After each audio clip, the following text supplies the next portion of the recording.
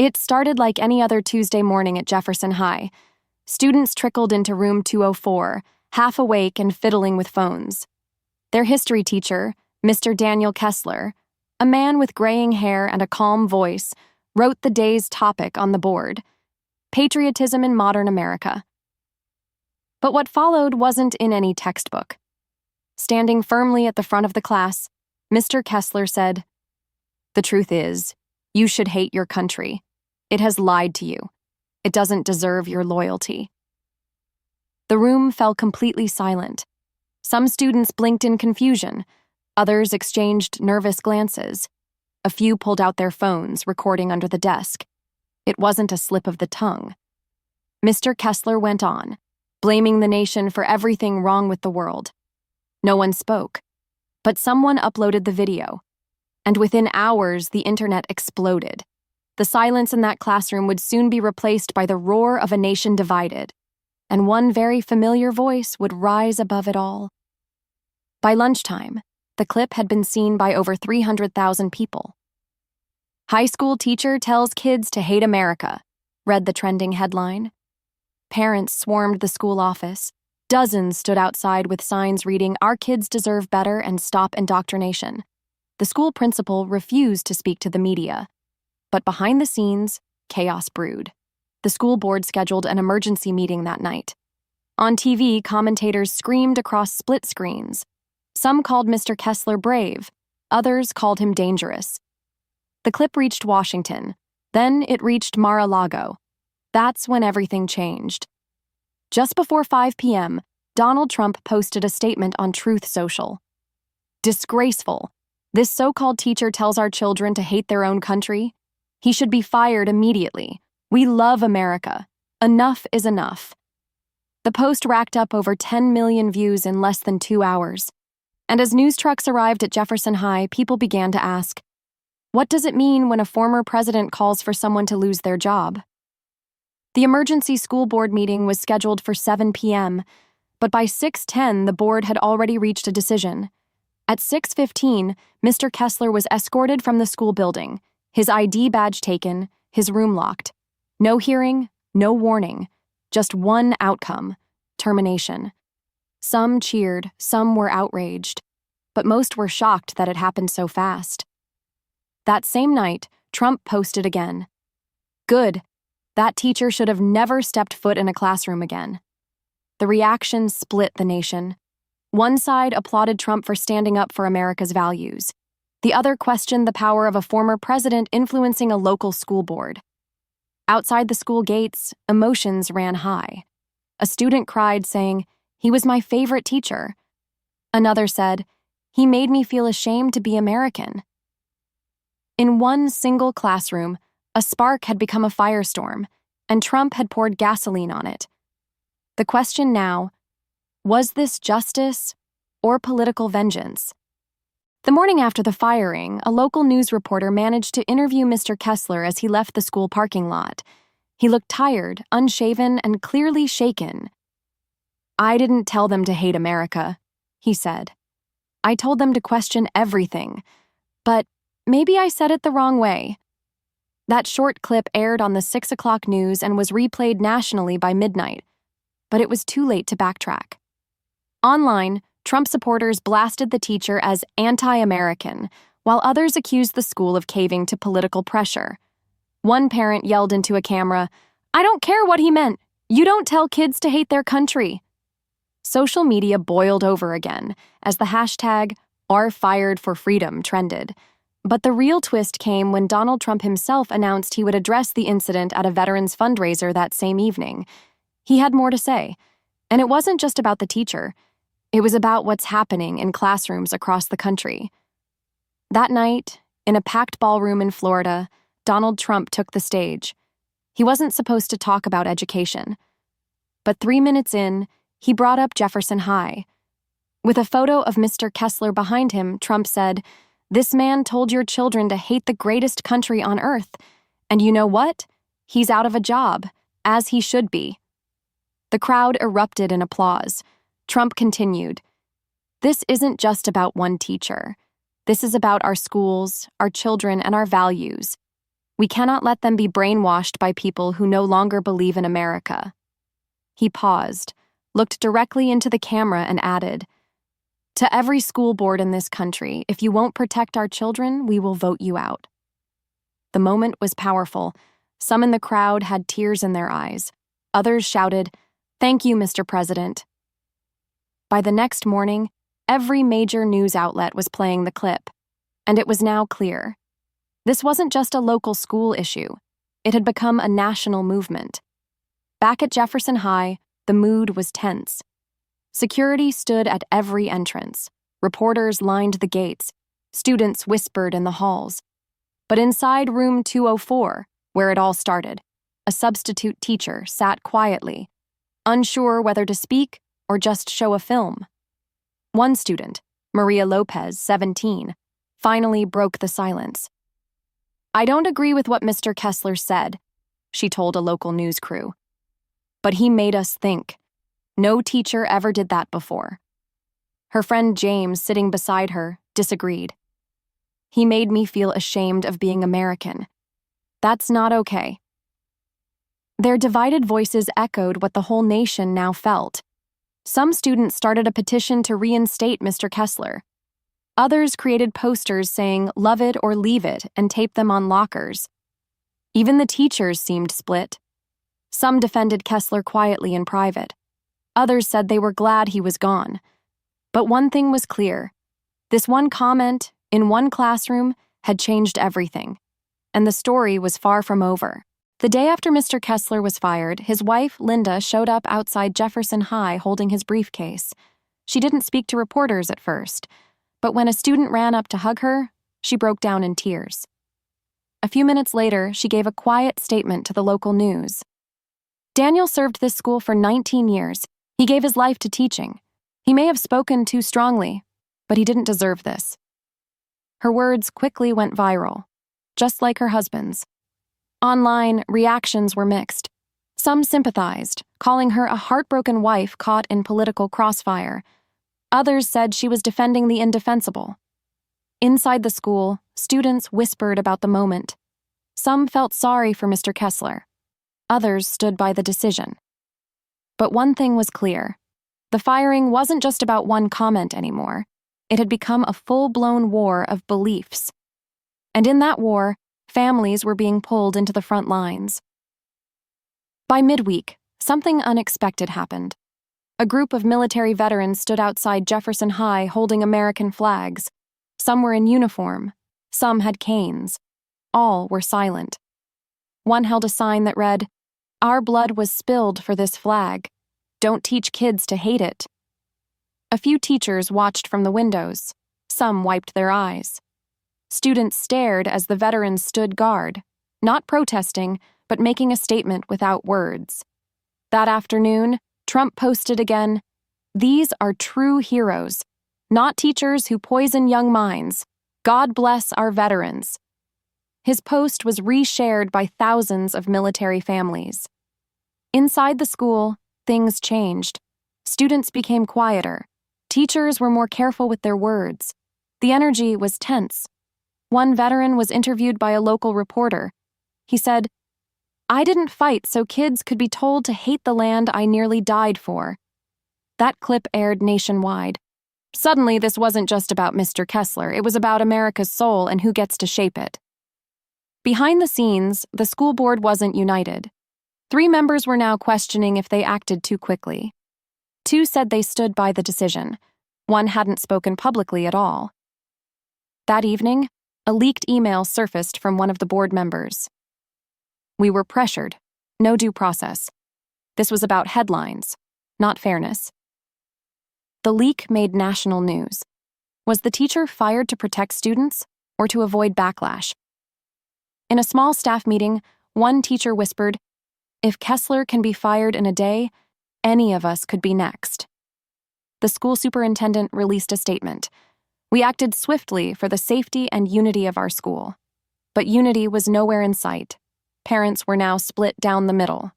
Some pushed for the entire board to resign. Others started a petition to ban anti-American speech in classrooms. And inside room 204, where this all began, An empty chair reminded students of how fast things can change when one voice gets too loud. As media trucks circled Jefferson High, a plain white envelope appeared in the school's mailbox. It had no return address, no stamp. Inside was a typed letter titled, "What Really Happened in Room 204." The writer claimed to be a student in Mr. Kessler's class. The letter read, "He didn't yell. He didn't preach hate. He told us to question what we're taught. But when he said the words, 'hate your country,' he paused.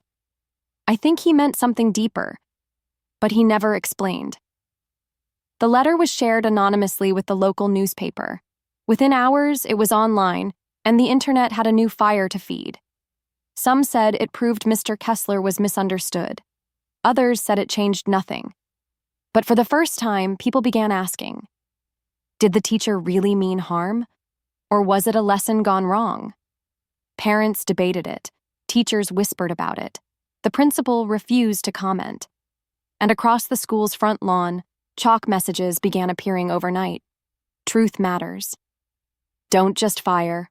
Listen. Free speech or fired speech? One of the older veterans who had stood silently by the school gate earlier in the week returned. But this time, he wasn't alone. He brought his 10-year-old granddaughter. Wearing a small flag pin and a serious face, she stood by his side while he addressed a growing crowd of reporters. He said softly, "I fought for this country. I bled for it. But I also fought for freedom of thought, even thoughts I don't agree with." It was a moment that stunned many. He didn't defend Mr. Kessler's words, but he didn't cheer his firing either. "I don't want teachers telling kids to hate America," he added. "But I also don't want a country where people are fired before we even understand what they meant." That clip was broadcast nationwide. It touched hearts, especially among older viewers, many of whom had lived through wars, protests, and hard conversations about freedom. For the first time in days, people paused, not to shout, but to think. And just like that, the story became more than a headline. It became a reflection of the country itself. Until now, Principal Evelyn Brooks had said nothing publicly. But with her school under national scrutiny and her inbox flooded with hate mail and praise alike, she stepped in front of the cameras. Calm, composed, but clearly burdened. She said, "I have been an educator for 32 years. I've seen teachers inspire. I've seen them fail. Mr. Kessler's words were careless, and yes, they caused damage. But he is a man, not a monster." She continued, "I was under pressure to act quickly, but I now believe the board and I moved too fast. I am requesting an internal review." The statement drew mixed reactions. Some praised her courage. Others said it was too late. But something shifted. For the first time, someone in charge admitted the process may have been flawed. Inside the school, students looked at room 204 differently. Not as the place where controversy began, but as a place that still had questions left to answer. The school board scheduled a closed-door meeting for the following day, and the question on everyone's mind now was, could Mr. Kessler come back? The morning after the principal's emotional statement, students began arriving early, not to study, but to protest. Some carried handmade signs that read, "Let him speak again. Free thought, not fired thought. You fired a question, not a threat." Others stood silently, taping paper hearts to the locked door of room 204. At first, it was quiet. But by noon, over 100 students had gathered. Parents arrived, some angry, others supportive. A few even knelt to pray outside the building. One student, fighting back tears, told the press, "I didn't agree with everything Mr. Kessler said, but I listened more in his class than any other." A counter-protest also began. A separate group waved American flags and chanted, "Love it or leave it." The school parking lot became a battlefield of ideas, one rooted in the same classroom. And while police kept things peaceful, emotions ran deep. Inside, teachers tried to continue lessons, but every student's mind was elsewhere. The protest wasn't about just Mr. Kessler anymore. It was about who decides what's allowed to be said, and what price is paid for saying it. That evening, Donald Trump posted another message, his most passionate yet. "I respect peaceful protest, But make no mistake, no teacher should ever say, hate your country in a classroom, under any excuse. That's not teaching. That's poison. He continued, our students deserve love of country, not shame. That's what made America strong. The post instantly trended again. Supporters praised his strong stance. Critics said he was inflaming the issue. But something in his tone was different this time. More emotional, more personal. One analyst pointed out Trump's choice of words, under any excuse. Was he responding to the student letter? The veterans' comments? The principal's statement? People began to debate deeper. Was this about discipline or free speech? About one man or a larger movement? Talk shows, newspapers, and even church sermons across the country took sides. But in room 204, still sealed shut, the desk remained empty. The chalkboard still bore faint traces of the last lesson, and in that silence, the country kept arguing. Just when it felt like the story had peaked, a former student of Mr. Kessler came forward. Now 28 years old and a local police officer, she spoke live on the evening news. Her words were simple but powerful. He taught me in 10th grade. He told us to challenge what we hear, not just follow. That helped me become who I am today. He didn't teach hate. He taught us how to think. The interview went viral. Her badge caught viewers' attention. Her calm voice struck a nerve. Many said it was the most honest thing said all week. Suddenly, older generations, veterans, pastors, retired teachers, began weighing in too. Some shared stories of being misunderstood. Others stood firm, saying certain lines should never be crossed in a classroom. At Jefferson High, rumors swirled. Would Mr. Kessler be allowed to speak? Would there be a public forum? The school board remained silent, but the country wasn't. And as one student wrote on a locker with chalk, this started with a whisper, but now everyone's listening.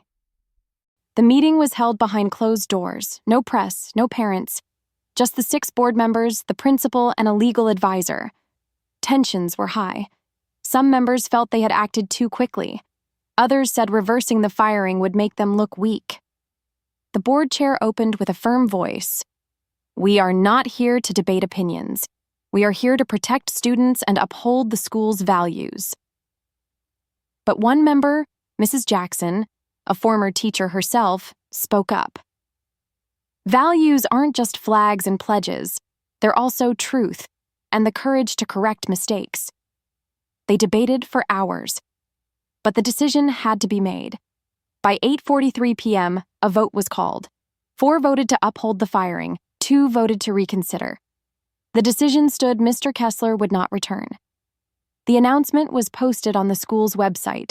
No press release, no televised statement, just a few lines that closed a chapter, but didn't end the story. Outside room 204, the paper hearts had started to peel.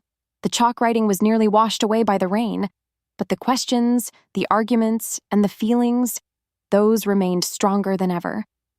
The following day, Donald Trump made one last statement, this time live on air during a veterans tribute event in Ohio. With a folded American flag in his hands, he looked directly into the camera and said, "We are not a perfect nation, but we are a blessed one. And no teacher, no matter how clever, should ever tell our kids to hate this country." The crowd stood. Some clapped, some cried. He continued, "You can challenge your leaders, you can question the system, but never, ever forget the greatness of the American spirit." He paused, then added, "To the parents who spoke out, to the veterans who stood tall, and to the students who stayed strong, thank you. You reminded America who we are." That clip played again and again on television. Even critics agreed. It was one of his most heartfelt moments in recent years. Whether you supported him or not, those words struck a chord. Back at Jefferson High, the classrooms were quiet again. But the impact of that single sentence from room 204 still echoed in every hallway. Room 204 remains locked. No teacher has been assigned to it. No students are placed there. It's just an empty room now, except for one desk. Mr. Kessler's old desk. Some say it should be cleared out. Others believe it should stay untouched as a reminder. The school announced a new initiative, a curriculum review committee. It includes parents, veterans, teachers, and yes, even students. Change is coming, slowly, but it's coming. What started as a 14-second video clip became a national reckoning. A man lost his job, a school split in two, a former president ignited a national debate, and a country looked at itself a little differently. Not because someone said, "Hate your country," but because people had to ask, what does it really mean to love it? If this story moved you, if you believe we need more truth, more respect, and more courage in our schools and in our country, please take 1 second to like this video, subscribe to our channel, and drop a comment below.